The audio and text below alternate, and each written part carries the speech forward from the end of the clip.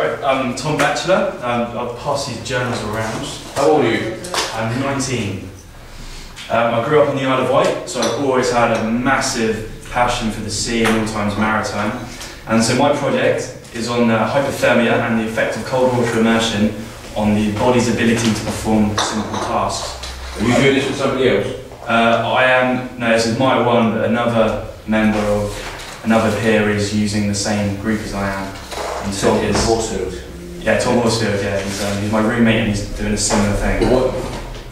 It sounds like you're doing the same thing. We're not doing the same thing now. True. Sorry. It's fine. So yeah, quite a shocking fact, 1,500 people die in the UK of drowning alone. 25% of those are at sea. Now, coming from the island, I've been quite, unfortunately, aware of this fact, of the amount of how dangerous the sea can be, for sailors especially. Falmouth obviously being a massive harbour, sailors constantly in and out. So I'm going to be looking at the effect of how hard it is to send a distress signal on a VHF radio in a man overboard situation. So the aim of this is to educate water users, not just professional sailors, everyone from the students in here in Falmouth to the professionals as well, of the dangers of cold water immersion, especially over the winter months around here. Provide safety advice to professionals of the marine sector. Assist in risk assessment as well for all sorts of craft. For example, the recreational yachtsmen that sail in and out of the harbour all the time. Why should the Falmouth Harbour Commissioners care about this? It says on their website our promise is ensure the ongoing viability and future prosperity of the harbour to benefit the port users in the region. So it speaks for itself. Anything safety related to the sea is going to be part of them. Sea survival is a fundamental topic for all maritime sector professionals, and they should take it seriously. Falmouth is rich with students and holiday makers, many of whom may be experienced and cause a danger to themselves and others. The natural resources of Falmouth, the third deepest natural harbour in the world, makes for great water experiencing, so we don't want to just having it dangerous, we don't want to ruin it for everyone on the water. Marine industry specialists should have all the necessary knowledge and provide recommendations to help keep the marine community of Falmouth safe on the water. So my experiment, I've been in contact with the Royal Naval Base in Portsmouth. I'm sure Tom might have mentioned this earlier as well. My dad's actually Royal Marine, so I know quite a few people who work down there. Is the Sea Survival Department of the Air Crew and Medical Facilities. They've got the big tank down there. I've been currently in talks with possibly using it, though nothing's finalised, so I wasn't going to rely on it. So my methodology, which you're about to hear, is based on using the water tank in Falmouth. The problem with the water tank in Falmouth, you can't control the temperature, but it should be okay as long as we do it in the next couple of weeks. So I need 10 asymptomatic students, preferably from Falmouth Marine School, in waterproofs, typical sailor wear for the sailors around here in the yachts. The tympanic thermometer is the thermometer in the ear to test the body core temperature. Immersed in cold water for around 5 minutes. They need to turn on the VHF radio. They need to find channel 16, so the emergency channel, adjust the squelch control and simulate a mayday. Now there'll be time to do this, and as it goes on, I'll get them to do it on the minute for 5 minutes. And they'll get timed on how easy it is for them to do, and they'll give me a feedback rating on 1 to 10, so how easy they found doing it. Control data on land, obviously, before, and then once they're in the water, that'll give the proper data of how much cold water immersion affects the body's dexterity. So I need those students, the thermometer, the VHF radio, possibly waterproofs, stopwatch and the first aid kit. Now, all of that stuff is provided by the college, so you won't have to fund that at all. It's all here. However, if I can't use the water tank, and Portsmouth's an option, then I might have to start thinking about that. Obviously, I haven't got details from that yet. Also, Stillion's Lake's an option, which means I need safety boat cover and buoyancy aids as well, but that's all provided for the college as well, so that's still not, no need for funding. So, like I said, all equipment is provided by Falmouth Marine School, unless the water tank isn't available, and Portsmouth might have to be an option, but I seriously doubt that. But apart from that, thank you very much for your time. Welcome any questions you have. I've got one. You're with Tom? Yeah, Tom and Tom. So Tom's looking, He's looking at flares. He's looking at flares, and you're looking at VHF radio. VHF, so it's both based on the emergency distress signals. Okay, right. So it's dexterity. Yeah, I think that's the word. Yeah, Is that right? yeah, because well, as soon as it's Why hypothermic don't you go, if stages. you're going to kick the ball up, why don't you get out and grow a place and just go off the slip, don't you?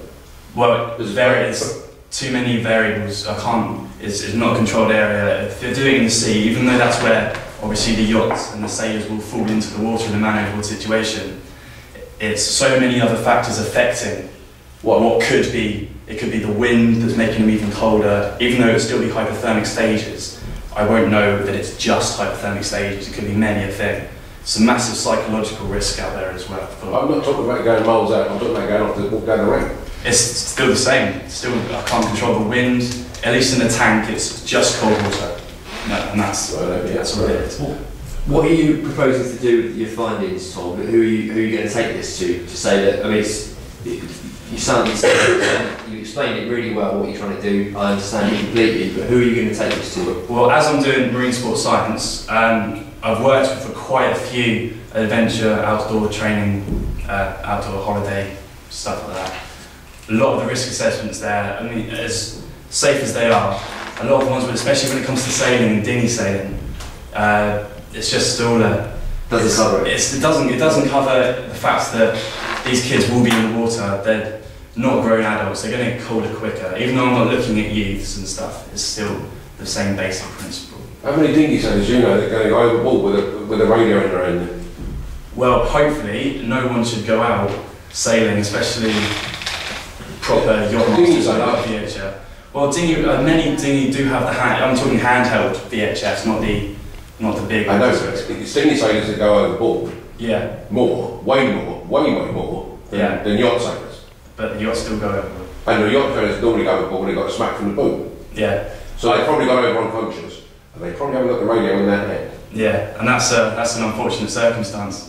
I think it's not really the point, is it? The point is what effect being in cold water has. Oh, so you're only using that as a something to do. Yeah. But are they going to be radio trained? They should be. What are they going to be? Well, the simple task. It's going to be a very simple task. These my people. I understand that, but if your guinea pigs don't know how to use the radio, squelch and all the rest of it, yeah. I mean, it's going to be a nightmare.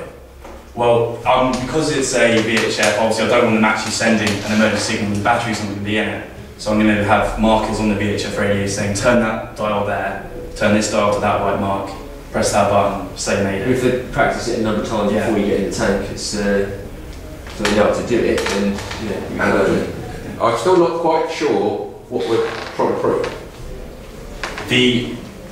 So sea survival. Very elaborate, but how long someone can stay in there before, because a lot of people have a lot of kit on them. Right. They should know exactly where their VHF is, if they have gone over their VHF. If they haven't, it's unfortunate. I get it, and I think actually if you compare it, when Tom Horsell did it, and obviously I don't want this to be repeated outside of the rules, but I wasn't convinced. Yeah. You've convinced me. Okay. So well done.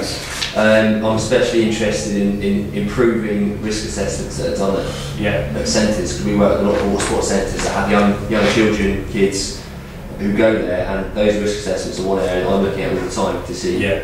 And this could be a new aspect. Because risk assessment, like you say, I'm probably aware of. It does get to the point where a lot of people blow it out of proportion. It's become such a they don't bother think when they're writing it.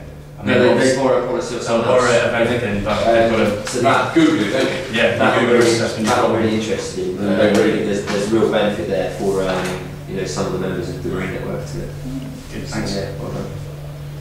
Very, very well presented. I'm still not quite sure what you're doing, but you're doing it in a very good way. Not so much the VHF that we're kind of looking at, it's just the actual hypothermia and actually being able to do simple tasks. Might it be actually like if they've got buoyancy aid on, I don't know, which might be have a whistle actually to be able to get it out of the pocket and to be able to blow the whistle, so actually to be able to do sort of simple movements in a hypothermic state. So I think using the VHF was a kind of... That was kind of link it to the commissioners. Yes, link it to the commissioners, but I think it's just generally to be able to perform tasks under hypothermic situations. Yeah. It's just a fiddly radio, a lot of small movement. Yeah, You might want to go to, I don't know if you've got a training VHS system here, but I know that oh crikey, what's the one at Condense Marina? Is it power boating or something? That Southwest Power. Southwest Power Boating. I know they've got training, VHS, and people might be happy to let you borrow them for a few hours. Yeah, So sure. you don't have to say hypothetically you can't hear. Yeah, but it doesn't. But it's a dummy radio you're going to use, isn't it? Because it's just do this. But there's no reason why you can't have a waterproof radio and get a signal back. You know, you don't spell emergency. Channel 16. Well, just make 22 or whatever. Plug it. You can do that. Okay. Yeah, I could do. A bit more realistic, but we'd be interested to know whether they're going to be trained or untrained. Yes. Because that's a hell of a variable if they don't know. Yeah. Yeah, it's going to be quite a very simple movement for the radio. It's going to be turn this dial here and there, and they're going to see the markers. And purely for the cold water immersion and hypothermic effect. So you're going to do it over a number of minutes, not hours? Yeah, 5 minutes. All the 1 minute. Yeah, on every time it turns into a minute. Yeah. And so is that long enough to get to, yeah. to be 5 minutes in, so all the previous experiences I've looked at have been between 8 degrees Celsius and 15. And 15, I've had experience in 8 degrees water more than a minute. How long was that tank? At the moment it's around 11 degrees, so if I'm going to use that tank, because I don't control the temperature of it and you can't, I have to do it quite soon. Otherwise it's going to get far too cold when the winter starts hitting. Yeah. Okay, brilliant. Cool. Thank you. Thank you very much. Cheers.